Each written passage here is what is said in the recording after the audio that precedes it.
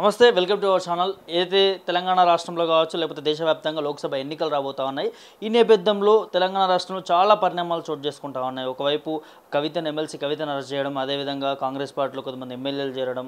So ఇదంతా ఒక రాజకీయ పరిణామంలో చర్చనీయాంశంగా మారుతూ ఉంది. సో ఇదే అంశంపైన మనతో మాట్లాడడానికి బీఆర్ఎస్ పార్టీ స్టేట్ ప్రధాన కార్యదర్శి వేముల మారన్న ఉన్నాడు. అంతా మాట్లాడి మరిన్ని విషయాలు తెలుసుకునే ప్రయత్నం చేద్దాం. చెప్పండి, కవిత అరెస్ట్ని ఎట్లా చూస్తున్నారు మీరు? దాదాపు ఏదైతే అదే రోజు మోదీ తెలంగాణకు రావడం, అదేవిధంగా ఈడీ రావడం, వచ్చి ఏదైతే కవిత ఇంట్లో సోదాలు జరపడం, అదేవిధంగా హుటాహుటిగా అరెస్ట్ చేయడం, దీన్ని ఎట్లా చూస్తున్నారు? ముందుగా మీ మిర్రర్ టీవీ ప్రేక్షకులకు నమస్కారం. మీ ఛానల్లో చాలా బాగా చూపిస్తున్నారు సమస్యలపైన. ముందుగా మేము ఎమ్మెల్సీ కవితక్క గారిని అరెస్టును సందర్భంగా భారత రాష్ట్ర ట్రేడ్ యూనియన్ రాష్ట్ర ప్రధాన కార్యదర్శిగా మా రాష్ట్ర కమిటీ పక్షాన డిమాండ్ చేస్తున్నాం. కవితక్క గారిని బీజేపీ ప్రభుత్వం నరేంద్ర మోడీ గారు బేషరతుగా రిలీజ్ చేసి ఆమె మీద ఉన్న కేసులు కొట్టేయాలని చెప్పి మేము భారత రాష్ట్ర ట్రేడ్ యూనియన్ రాష్ట్ర కమిటీగా రాష్ట్ర ప్రధాన కార్యదర్శిగా డిమాండ్ చేస్తున్నాం. రెండవది, కవితక్క అరెస్ట్ అనేది ఇదొక రాజకీయ కుట్ర. దీన్ని రాజకీయ కుట్రగానే చూడాలి.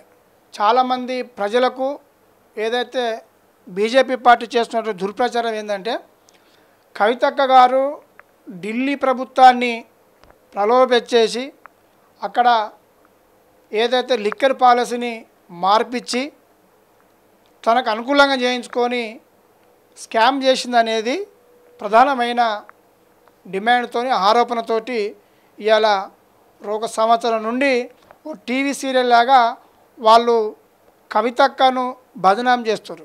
అంటే దీని వెనుక వాళ్ళ లక్ష్యం కవితక్కను అడ్డుపెట్టుకొని బీఆర్ఎస్ పార్టీని, కేసీఆర్ గారిని మానసికంగా రాజకీయంగా దెబ్బగొట్టాలనే కవితక్క గారు. ఎందుకంటే పేరు బాగుంది, కవితక్క దేశవ్యాప్తంగా పేరుంది, మాజీ ఎంపీ, ఆమె ప్రజల్లో సమస్యలపైన బాగా యాక్టివ్గా పనిచేస్తుంది కనుక కవితక్కను ఎంపిక చేసుకోరు.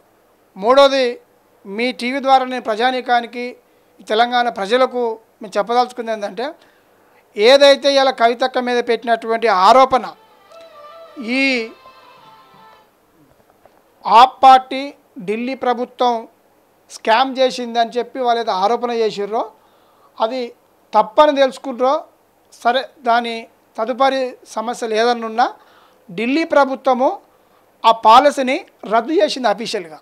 మీరు అర్థం చేసుకోవాలి. ఆ పాలసీని ఢిల్లీ ప్రభుత్వం సరే ఏ రూపంలో జరిగిందో వాళ్ళు దాన్ని అర్థం చేసుకొని ఆ పాలసీని రద్దు చేసారు. అంటే తను తప్పు ఒప్పుకొని ఆ ప్రభుత్వం ఆ పాలసీని రద్దు చేసింది, కొనసాగించలే. కొనసాగిస్తే కవితక్క మీద చర్య తీసుకోవాలి. ఆ పాలసీని రద్దు చేసింది. రద్దు చేసిన తర్వాత కూడా సంవత్సరం తర్వాత ఇవాళ పార్లమెంటు ఎలక్షన్ దృష్టిలో పెట్టుకొని ఇవాళ కవితక్కను అరెస్ట్ చేసారు. అంటే నేనేమంటున్నా అంటే, నరేంద్ర మోడీ గాలి బాగుంది దేశంలో, నరేంద్ర మోడీ మళ్ళీ ఈ దేశానికి మరి ప్రధాని కావాలని చెప్పి బీజేపీ పదే చెబుతుందో, కానీ బీజేపీ నాయకులకు కానీ బీజేపీ పార్టీకి కానీ సిగ్గుండాలి.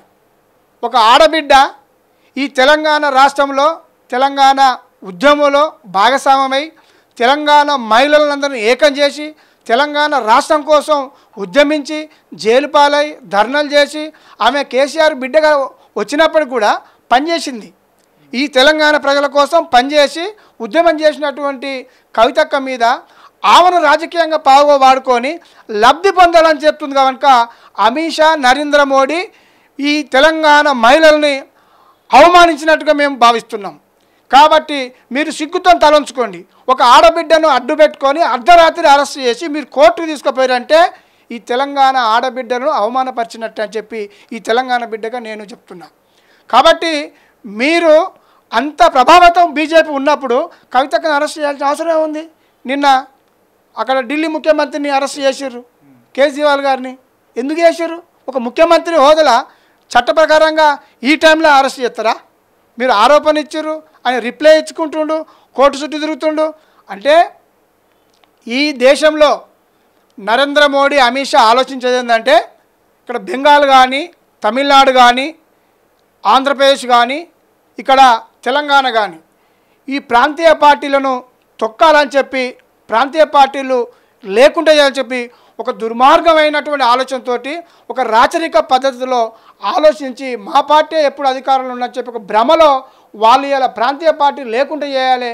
ఈ తెలంగాణ రాష్ట్రంలో ప్రత్యేకించి కేసీఆర్ ఒక విప్లవకారుడైన ఈ తెలంగాణ సాధ్యం కాదు ఇక రాదని చెప్పి 69లో అనేక మంది చచ్చిపోయి వదిలేసినటువంటి పరిస్థితిని ఇలా కేసీఆర్ గారు టేకప్ చేసి ఈ ప్రజల పక్షాన ఈ ప్రజల ఆకాంక్ష నెరవేర్చినటువంటి ఒక గొప్ప విప్లవకారుడు ఈ కేసీఆర్ గారు.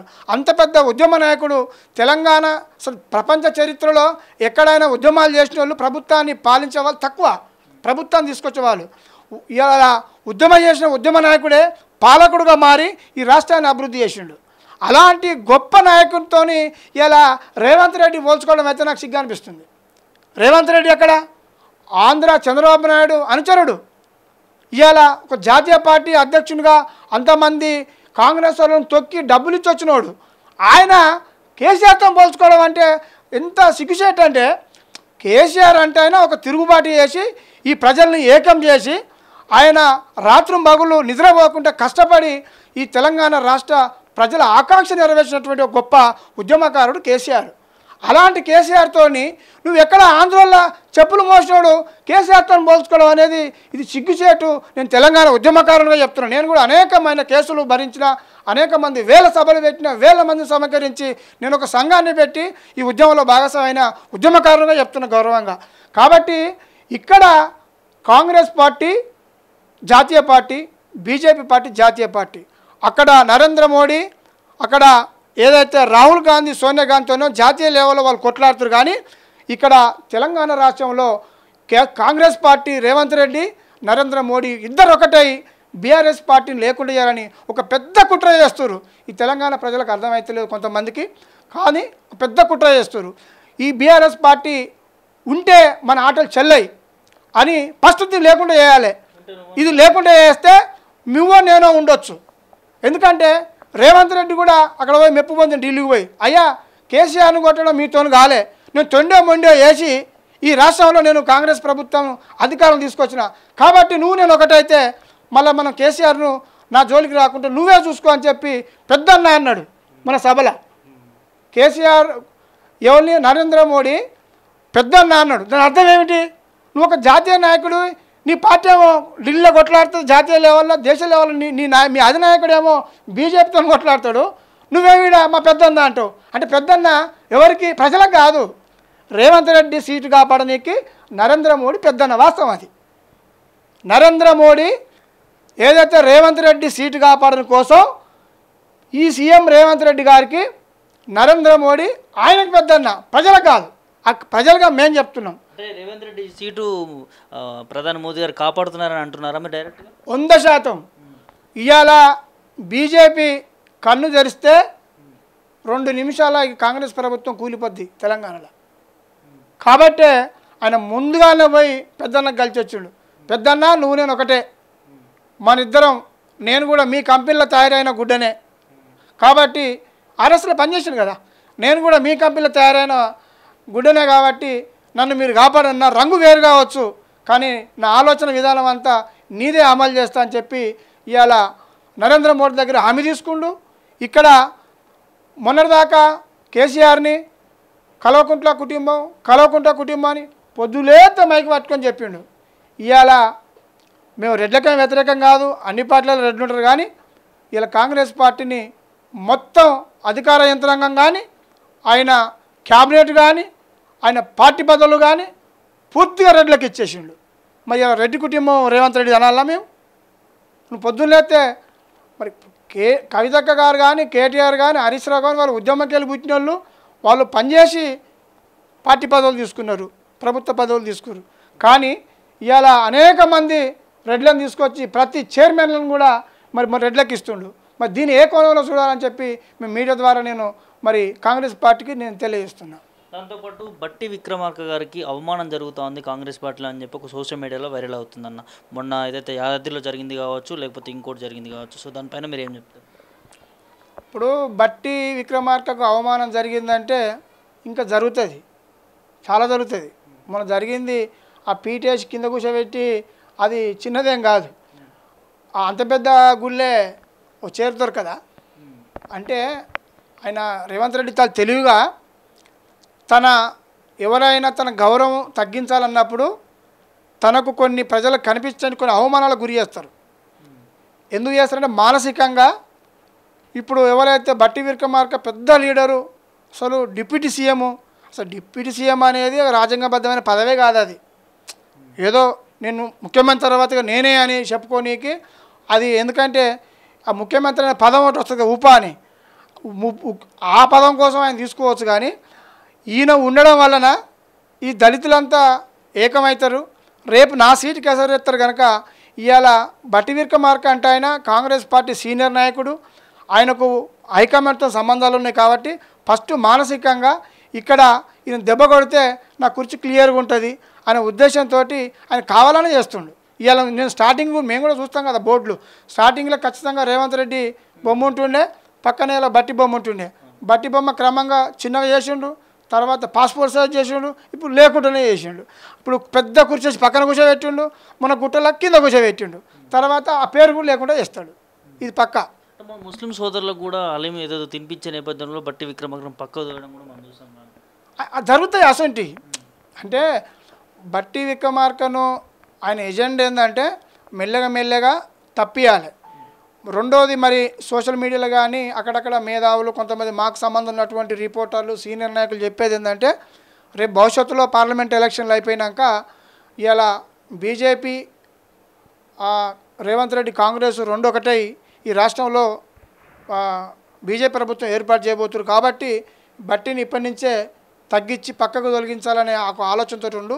లేదంటే బలంగా ఉంటే రేపు ఎమ్మెల్యేలు అయిన పక్క కొంతమంది పోయే అవకాశం ఉంటుంది కనుక అదొక ప్లాన్గానే చేస్తున్నట్టుగా మాకున్న సమాచారం. ఇతర మేధావులతోని కొంతమంది జర్నలిస్టులతోటి నాకున్న సంబంధాలతో మాట్లాడితే చాలామంది చెప్తారు అది నిజమై ఉంటుంది.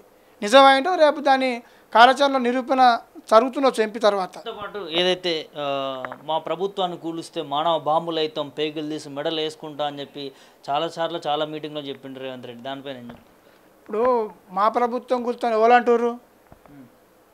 కేసీఆర్ పైన ప్రెస్ మీట్ పెట్టి ప్రభుత్వాన్ని కూలుతానడా? అనలే కదా కేసీఆర్ గారు, ఎక్కడ అనలే. ఎక్కడో ఏదైనా సందర్భంగా ఆ ప్రభుత్వం ఇప్పుడు ప్రజలకు పని చేయకపోతే ఉంటుందా?